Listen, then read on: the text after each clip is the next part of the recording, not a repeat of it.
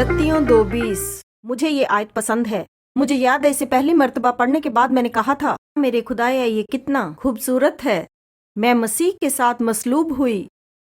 अब मैं जिंदा नहीं रही, बल्कि वो जिंदगी जो अब मैं जी रही हूँ ईमान के जरिए।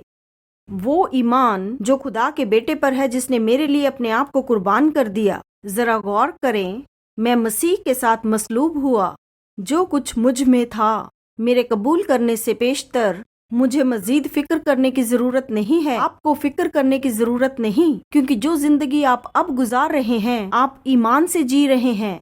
ना कि सिर्फ अपने ईमान से, बल्कि यीशु पर ईमान से अपनी जिंदगी गुजार रहे हैं। जरा इस कलाम को पढ़ें, इस सहीफे पे गौर करें और इसे देखें, क्योंकि ये हमें बताता है कि हम ऐसे अकीदे में कदम रख सकते हैं जो निहायत अजीम है, उससे भी कहीं ज्यादा, जो हम जानते हैं या हमारे पास है या जिसे हम समझते हैं। इसलिए इसकी जानिब कदम बढ़ाएं और जो जिंदगी आप गुजारते हैं, उस जिंदगी को यीशु के ईमान के मुताबिक गुजारें।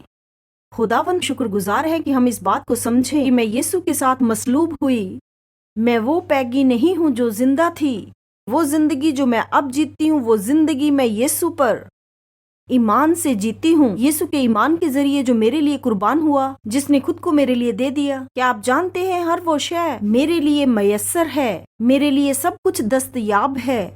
मैंने कुछ नहीं खोया। मैं नहीं जानती आज ये किसे सुनने की जरूरत है, लेकिन खुदावंद कहते हैं कि आपकी जिंदगी उनमें है और आप शिकस्ता न होंगे। खुदा कोई जंग नहीं हारता और ना ही कोई जंग हारेगा। फतह आपकी है और आप अपने देखने का नजरिया बदलें। उन चीजों को देखें जो खुदा ने आपके लिए मयस्सर की हैं।